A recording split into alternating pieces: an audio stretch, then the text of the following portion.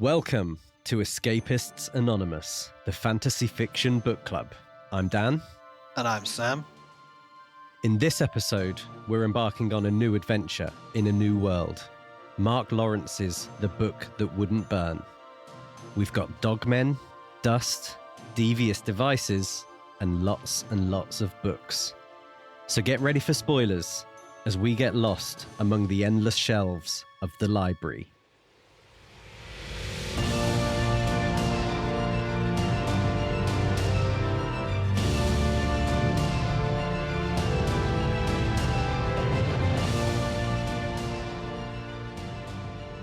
All right, episode 6. My goodness. And it's a brand new book for us to dive into. As we said, Mark Lawrence's The Book That Wouldn't Burn.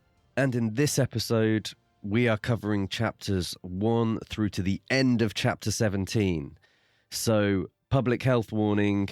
Spoilers will be included. If you don't want to have the book ruined for you, make sure you've read up to the end of chapter 17 so you can follow along with us. But first impressions for me, Sam, I don't know about you. Like the previous book we read, this is a totally different kind of concept, I think, for me in terms of the type of thing that I would usually be attracted to. It's a good title. I like the name of this book. It's mysterious. And I've not read any Mark Lawrence before, but he seems like quite an established author. And, you know, I'm sure we'll talk about this more, but on the strength of this, it makes me really want to read some of his other stuff. But let's talk about what this book's about. Indeed. So, a new book, a new blurb. Shall I read? Do the honours. The greatest story can reach the stars. Evar has lived his whole life trapped within a vast library, older than empires and larger than cities.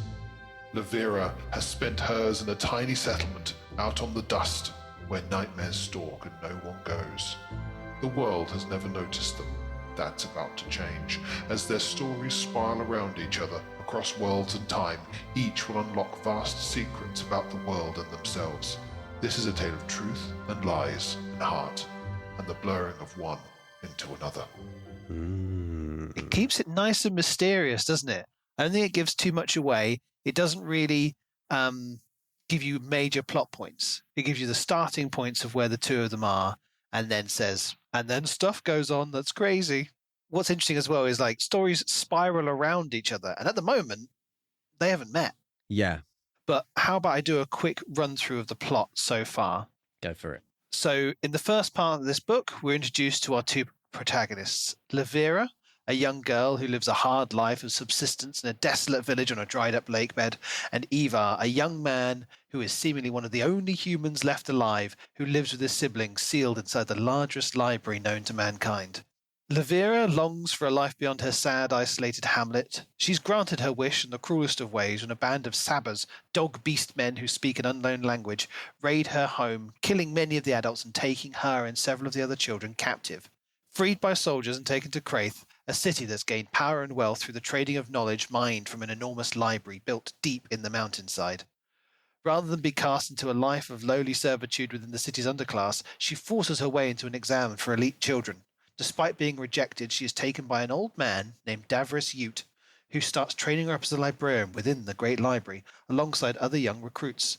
The point at which we leave her, she and some other trainees have just been sent to find a book deep within the library, but seeing an opportunity to explore, Livira runs off.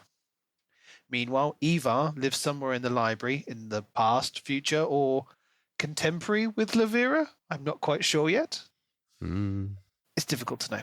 But he and his siblings are all trapped in a miles-long region of the library, sealed in by 4 white doors. They all ended up here after being lost within the mechanism, a device that allows the user to enter the world of the book that they take in with them. He and his siblings were lost within the mechanism as children for centuries before being released together, unaged, at a point where all the others who live within the library are long dead. They were raised by 2 automatons called the soldier and the assistant, but now, fully grown, Evar longs to find a way to escape the library. Following an encounter with an escape, one of the dangerous shadow creatures that emerge from the mechanism with ever-growing frequency, Evar finds a book which contains a message sent to him from some unknown person asking him to come and find them. That pretty much covers everything. I think it does. And really there you've touched on probably the key thing that's going round and round in my head. And I don't know whether starting with the biggest issue first is potentially clickbait, but let's go for it. The past, present, future question. Where are these stories? And when and how are these stories taking place in conjunction with each other? What is the link between them? As you said, the blurb talks about the stories spiraling around each other. I think because the library is such a big central mystery, it really can be any of them. Because at first, I was thinking that she was going to get a job at the library when she kind of arrived at the city, and she was going to uncover him living in this lost part of the library. Which could still be a plausible outcome, but I think there's elements that have been introduced now that provide potentially several different explanations. Obviously, time is one element that has been going in my head in terms of, are one of them in the future and one of them in the past, and its messages across time. Yeah, I mean, that's what the book could be, right? Like she's written something to him in the past and he's way off in the future. Yeah. Or the other thing is, like you've said, this whole just geographic proximity thing. Is it the case that the library is so huge that an entire civilization can live within it and be totally closed off from the rest of civilization outside of it? Because we can't fathom a building that big where like people can get lost for potentially centuries. Because the thing the library put me in mind of, because it's like mined into a mountain, because there's a book depository in the UK that is built into a salt mine. I didn't know that. Yeah, so like the British Library stores loads of its overflow books there. Really? Huge amounts can be stored there. And it is kilometers long. It's huge. But I wonder if Mark Lawrence heard about that and it kind of set his mind going. That'd be really cool. Yeah, I watched a video of it because for a little while I was working a lot at the British Library and I found out about this because I had to request some stuff. And they were like, it's going to come from the salt mine or whatever it was. We have to go and dig up that book, literally. It just made me think of, this is what could happen, if we go so far off into the future. And did you also notice that this could also be in our world's future? Is this set on Earth? Because at one point they reference biblical texts, biblical figures. And I was like, oh, okay, so there is a time travel thing and it could link back to our time? Yeah, I did spot that. And I always wonder with stuff like that whether it's going to be relevant or whether it's just a bit of an Easter egg type thing. It's like, were you paying attention? But who knows? I guess we will find out. Yeah. But the other and third possibility around this connection between Livira and Evar's storylines is dimension. So you've got this mechanism which allows you to immerse yourself into the world of the book that you take in with you. Right. And I'm wondering whether either Livira is some kind of story in a book that Evar's taken in, or vice versa. Or maybe both. Or maybe they're figments of each other's imaginations. Or they're both figments of someone else's imagination. But this is what I really love, because there's elements of this story where obviously I have no idea where it's going, but it's touching on the realms of sci-fi. Yeah. But I like the fact that it's crossing over into that world potentially. I was definitely asking myself that question at some point. The devices like the assistant, the soldier, and the mechanism. I really was like, oh, is this a sci-fi book? But just with a lot of the trappings of fantasy, because it's like big mountainside cities and all that kind of stuff. But really the core of what is causing all the mystery is science-based. Things like that. They're reminiscent actually of Alien and Prometheus and these AI technology type of beings that are there to kind of assist and support and protect. Yeah, and what I really love is that feeling of that lived in ancient sci-fi. things that kind of stretch beyond hundreds and thousands of years, but still being like advanced technology. The idea of the assistant and the soldier being these vaguely unrelatable androids having to raise children, it put me in mind of that short-lived TV series called Raised by Wolves, which was great. Yeah, I watched one episode of it. It was dark. It was really bleak, very similar to the starting of this book, where you've got this desert planet. It's hard living. In their case, they're in the library, but it's a very kind of fraught existence. Yeah. So I'd be really, really interested to see whether we do go down a bit more of a science and technology, sci-fi type of route. Since we've mentioned the assistant and the soldier, so we know that there are other assistants at the point in which Livira is around, because it mentions they're wandering around. But interestingly, I think it's not a proper noun, but they refer to them as assistants, and it's lowercase. And then it becomes capitalized in Evar's time, like, because it's become the name of the being. But we know there's that crossover, and the Guardians might be the soldier. But what I was really interested in was there's that bit where the soldier suddenly develops a personality that he hasn't shown before. Because it says, the ivory hand changed course, grasping the front of Evar's jerkin and dragging him down until his face was level with the soldier's. I've lost her, I've lost myself. He looked into Evar's eyes, his own shading darker still. His voice, which had been sterile and without reflection Evar's whole life, now took on tone and character. Know this, if you hurt her, no army will save you from me. And then Evar tries to respond, and he goes, you won't find her out there, boy. Any idiot can see that. It's And then it's like someone who's got an attachment to the person who's trying to find, who I'm sure you think as well is, it's Livira. Like, that's the person who's been wrenched from the memory of Evar.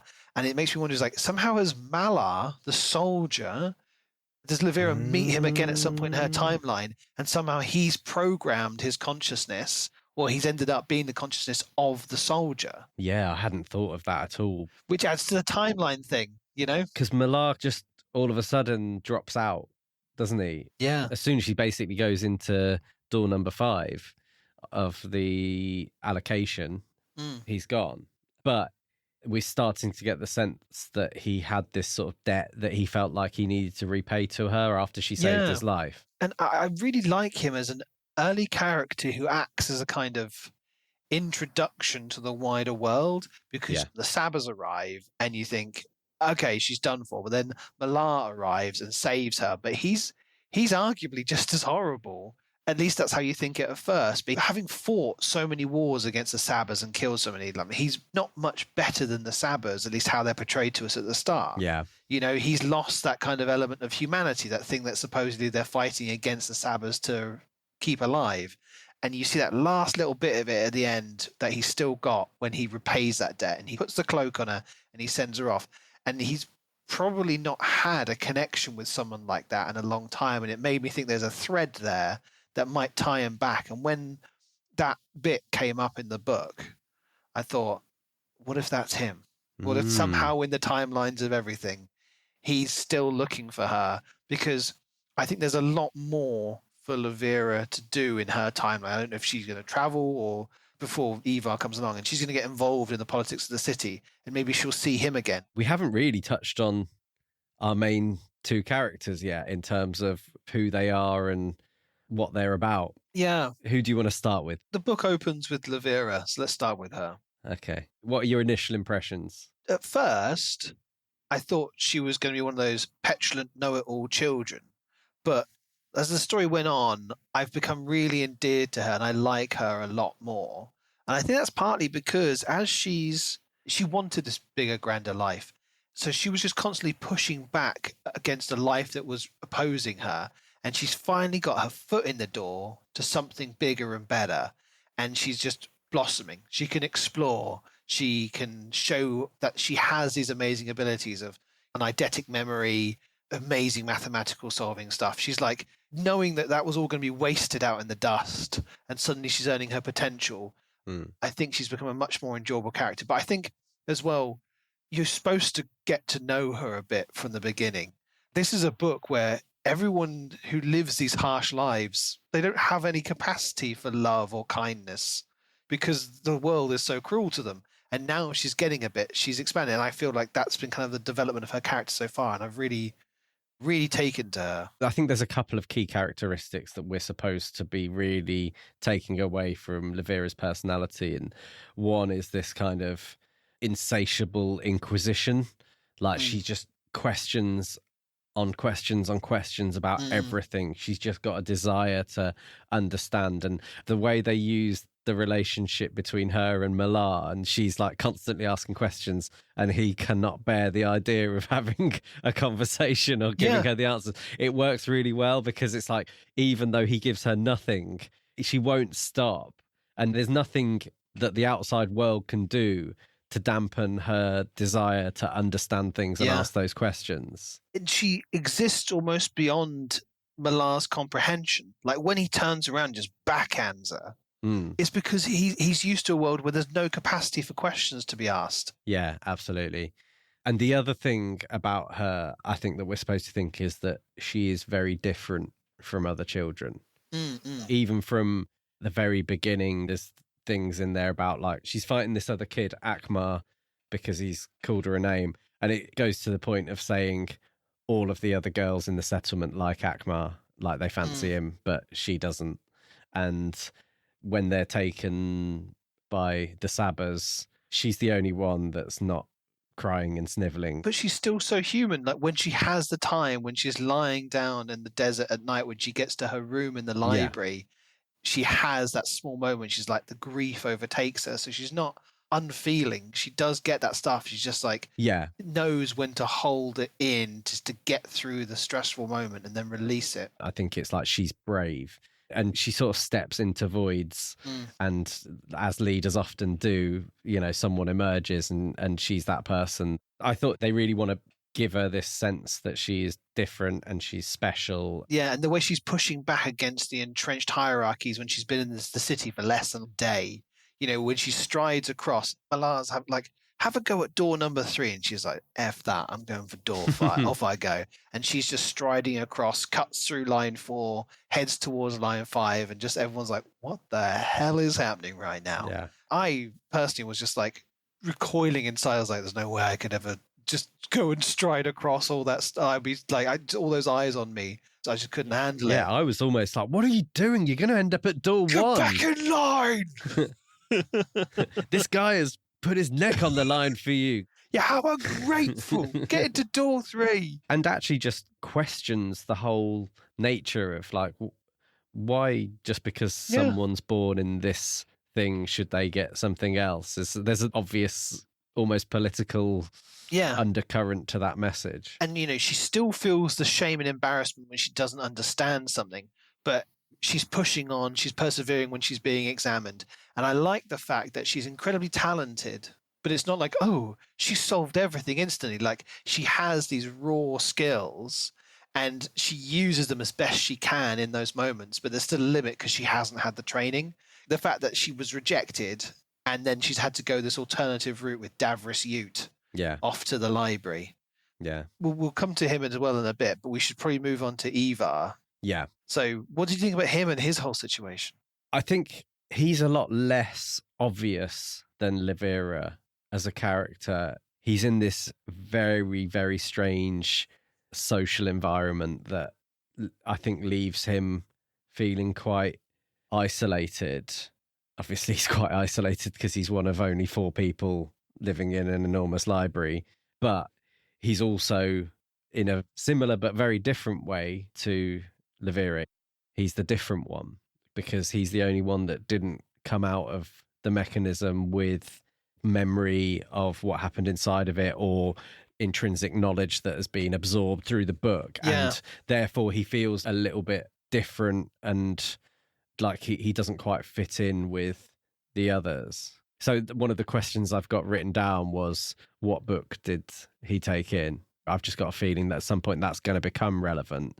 And maybe he has developed some skill or something that just wasn't obvious to him, but is really important. But I wonder if the way he entered the mechanism was different. So in the very first bit, when we first meet him, do you remember what he's doing? He's trying to create like a staircase or something to the Yeah. ceiling. And because he says, he's like, I'm trying to get to the ceiling because I'm trying to see if, and he like almost refers to a person. And then it says he didn't feel like he lost something. There's not something missing from there's someone. Yeah. So what if he fell into the mechanism with someone else and they're the person who's lost in the exchange? Because remember, go to the bottom, I'm in the exchange or whatever it is. I'm in the exchange, find me at the bottom, yeah. So what if that's Livira somehow in some kind of weird time loop? And so that's why his is so different and he doesn't have a memory of what book he had because he didn't fall in with the book. Yeah, that's interesting. I don't think that's a fully formed theory. No. I've just got loads of questions. I think there's a big gaping hole, not just in his memories, but like in the explanation of how he came to be there. And maybe all the rest of them talk around it. And the way that they treat him differently makes me wonder if they all know something that he doesn't. The whole thing around the mechanism and how it works and what that all means, I think just leaves open so many different possibilities. I mean, he's going to have to go inside it. Us, as the reader, want to experience it. There has to be a point where he faces his fear of not wanting to ever go into the mechanism again, and he has to do it. And I think he'll do it with that book that he's holding. Yeah. And I'm really excited because the mechanism is such a strange thing because it almost feels like it comes from a different time from the assistant, the soldier, and the doors. Because the 4 doors that are all blocked off, they're all that white enamel as the assistant, the soldier. But this is like, it's a grey, shapeless thing, almost feels like deep blue, one of those kind of supercomputers or something like that. But despite being called the mechanism, there's actually doesn't seem to be anything mechanical actually about it. No. So it's almost this like magical thing. And it's supposedly powered by creative energy, whatever that means. Yeah. So it feels like it has its own story separate from other things in the library. There's other, and this is actually maybe pulling back a little bit from the sci-fi idea, is the light within the library, which comes from everywhere. And it's described as magic, I think, at one point. Yeah, this unknown ambient lighting. Because Livira says, where's my shadow? Yeah. So that contrasts really well with the fact that the things that emerge from the mechanism are made entirely of shadow. Yeah. There's such an intrusion into this shadowless world. And I wonder why the mechanism is failing in the way that it is. Yeah. When Evar is in the room with the assistant and the soldier waiting for Starvel to come out, and the room warps almost because the world around it's kind of like bleeding out of the mechanism. It was such a cool image. I really liked it.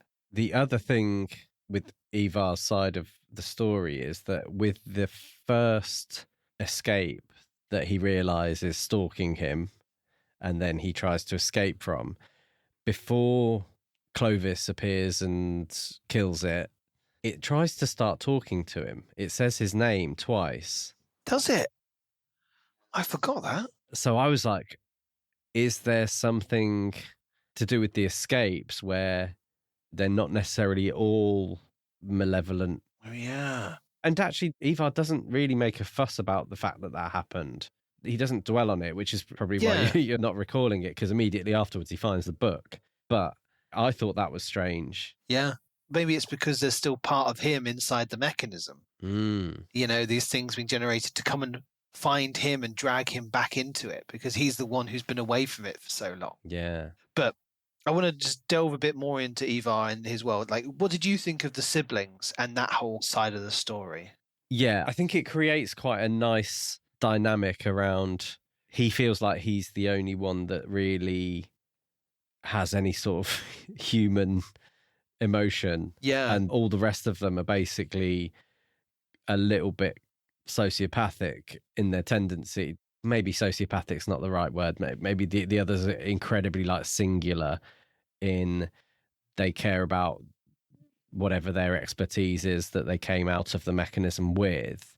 But I think Clovis is the one that stands out to me as a character where there could be additional development, because we learn about the fact that Evar was a bit in love with her when he was younger. They had a little bit of a thing going on for a while, but she's closed herself off because she's so singular in focus around her vengeance the Sabbers. That's the other good thing about her. We have more of her backstory because we know she was the last to fall into the mechanism.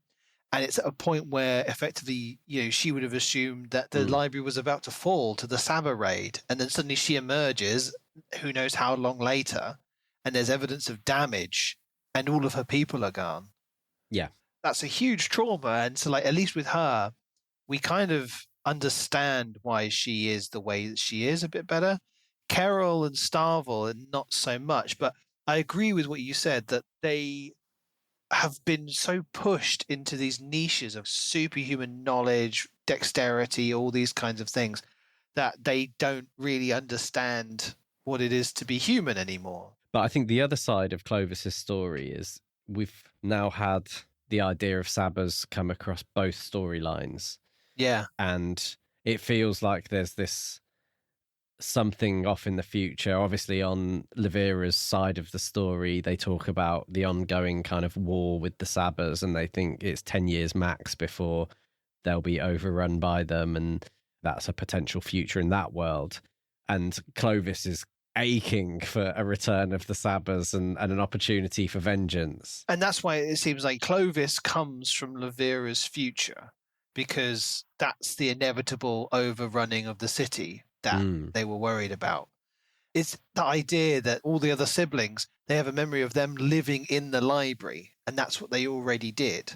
So if the city had already fallen long ago, and these are the remnants of the city ensconced within the library, and then the Sabbers came again, you feel these kind of waves, these ages of just losing ground to the Sabbers.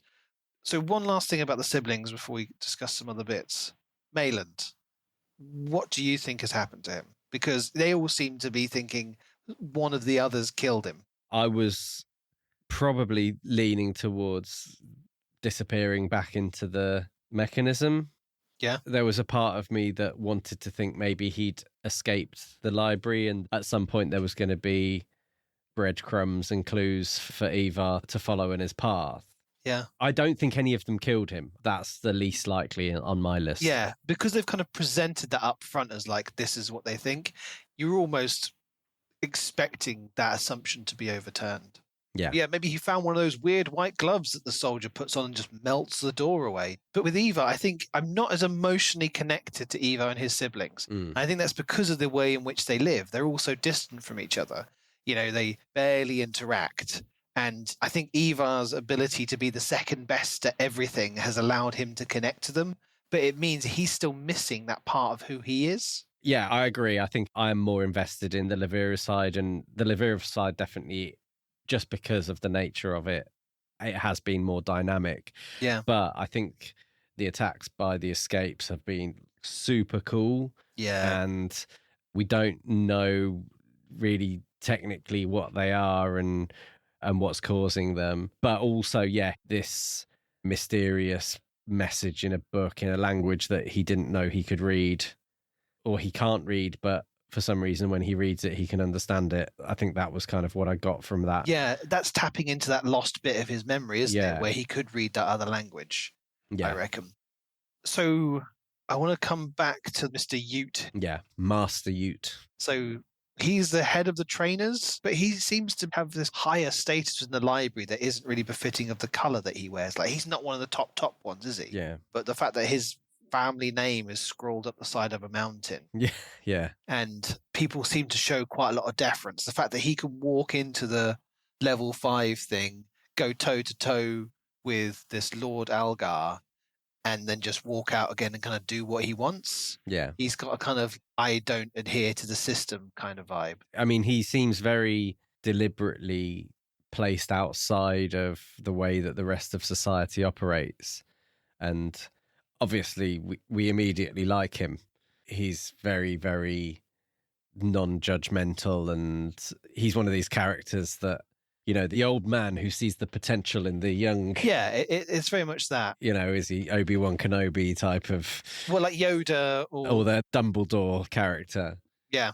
Let's go Dumbledore, because I think that's our core audience.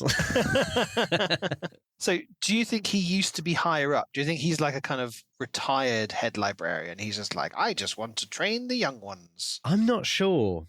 I wonder whether he is really well respected, but maybe because he chooses to operate outside of the norms of society, it's kind of prevented him from promotion within the library or something like that. Because he's another character who, similar to Millar, where we have a kind of intensive few chapters of him and then he disappears and our development with him is halted.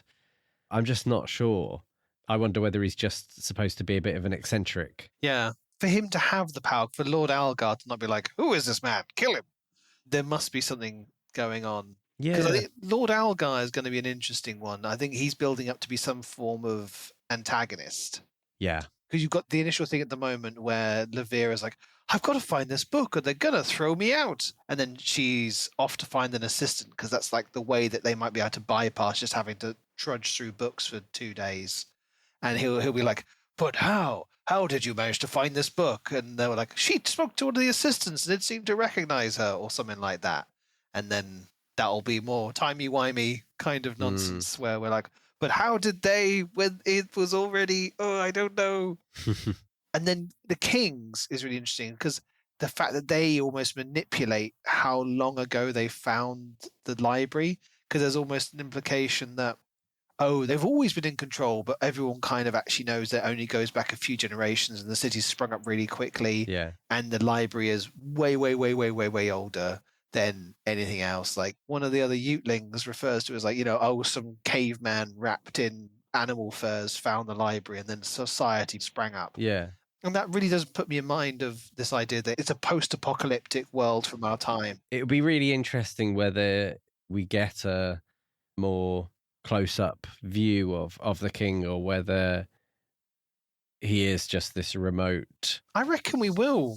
I reckon there'll be a point where they're like, Livira, you're amazing. And, Lord Algar will be defeated temporarily and he'll be like, I'll try and get you again. But King Owen also like, come to my court. I am fascinated by you. The main vibe that we get is that Livira needs to be really careful about what questions she asks about the king. And that's kind of the main sense that we're getting, that there is actually this reasonably oppressive society. There's certainly an order that has to be maintained and she's a threat to it. I think that's what Mark Lawrence has done really well is we get a sense of it. You and I, we've read this book independently and both of us are coming away with the same sense of how the city works. And because we're seeing it from Livira's point of view, we're getting glimpses of the king, but only through other people's perspectives. So we filled in these blanks, but it all seems still quite coherent.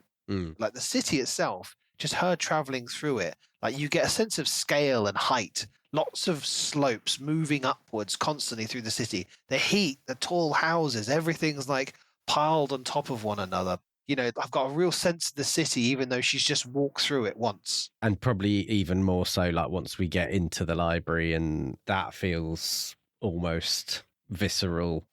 Like you were saying, where they're being let into the main library in this like cavernous area that's been mined out. The description was great, but also, and going back to lots of fantasy fiction where you lose almost whole chapters of books to description of surroundings and it's sometimes hard work. I didn't feel like we were losing huge chunks of chapters to it. It was done in a observational way as they're moving along, and you're sort of moving along as we're seeing this world and discovering it, rather than let's stop and talk about every single detail of this cavern as we're here. Yeah, it's really interwoven quite nicely. I'm really feeling that as the story progresses, he's never going to have to take one of those moments. By the time we get to the end of this book, I feel like we'll have a really good sense of the world and it'll have been just there by osmosis because of the details that the characters go through and experience. Yeah, so I guess the main question is predictions for where this is going. I guess in both storylines, because I think we're going to have to wait a while for these stories to really start to spiral around each other. I think it could be happening pretty soon. She's in the library now. I think the next catalyst for where the story is going to go is there's going to be a little glimpse of each other. Like she'll find something, a book about him, or he'll find a book about her, or like, he'll read the next page or something. I mean, what's the exchange? We know that Evar is now looking for the exchange. Is this another device that he's going to find, and it's going to have her inside it? And at that same point, Livira falls into something while looking for the assistant, and then she wakes up and suddenly she's a new sibling, and she's bringing a whole new dynamic. Yeah, see, I'm not so sure on that front. And actually, I think I was probably more where you are before you mentioned about the idea of Malar being linked to the soldier. Oh, I see. Yeah. So I feel like Livira might have to be kicked out of the library at some point. Maybe they don't find the book that they're looking for. Oh. She ends up being booted out, but somehow through this, she re-engages with Malar and some connection builds there, and then somehow finds her way back into the library, and then into that type of scenario that you're talking about where it's trouble in the library and the soldier feels like he's trying to rescue this girl who we think is probably Livira. I think at some point she's going to find the book using the assistant, but during that discovery, or maybe through the assistant, she'll see or engage with Evar in some form, in some way, and she'll want to come back there. And her ability to access the assistants will boost her up, and she'll want to get Malar in as one of the library guards or something like that. Yeah, that could be interesting. I feel like we've got a lot more to learn about Master Ute and Malar, as we've said. So, yeah, it just feels like at some point, Livira's going to get trapped somewhere. Yeah. So we know this is part of a trilogy. Again. As all fantasy books should be. Yeah. So sometimes you get these books where they'll focus on two characters in the first book, but actually what you might get in the second book is we follow two different characters or some different characters. And then in the third book, there's a way in which all of the characters' stories eventually converge on a singular point. Big. And I'm getting that sense from Mark Lawrence's writing that that's certainly something he would be capable of. Yeah. Because I think, like you say, he sort of started with this concept of the library. And I don't know, it'd be really interesting if there's any interviews with him on YouTube or somewhere online where he talks about, like, did it start with the library as a concept? And then it was like, well, what stories could you build from a world and a city that's designed around this? Or is it a character-based thing that you're kind of looking for a concept to build these stories around? Yeah, you're right. What is the center? Is it the two characters? Is it the library itself? That's a really good question. I hadn't really thought about it like that because it would affect the structure of the trilogy. But these are all really interesting questions and really excited to see where we go on it. I know this is only our third book that we're covering, but so far this is the one I'm most excited about. I think Godkiller was a real page turner. This one, because of some of the bleak elements, has made it a little bit of a harder read. But in terms of the world, where the story is going, I have so many questions, but they're good questions. They're ones where I'm happy to wait for them to be answered. I don't feel it's because of a failing in the writing. It's because of a success in the writing. Yeah. And it set up so many things where my mind just can't wait for resolutions, but I'm happy to go along on the journey to get them. So in the next episode, we will cover the next section of the book, and that will be chapters 18 through to the end of chapter 35. So get reading and be ready to join in on the next episode. And if you want to get involved in the conversation, you can do so. Let us know what you've thought of these first 17 chapters of the book. You can get in touch with us on social media, on Instagram, TikTok, Facebook, YouTube, all of that good stuff. At Escapists Anonymous Pod is where you'll find us. And yeah, do feel free, drop us a message, let us know what you think. Also, if you want to support the podcast, leave us a review, give us a rating on whatever your podcast platform of choice is. That would really help us out. So all that's left to say is we will see you next time on the Escapists Anonymous podcast. Goodbye from me. And goodbye from me.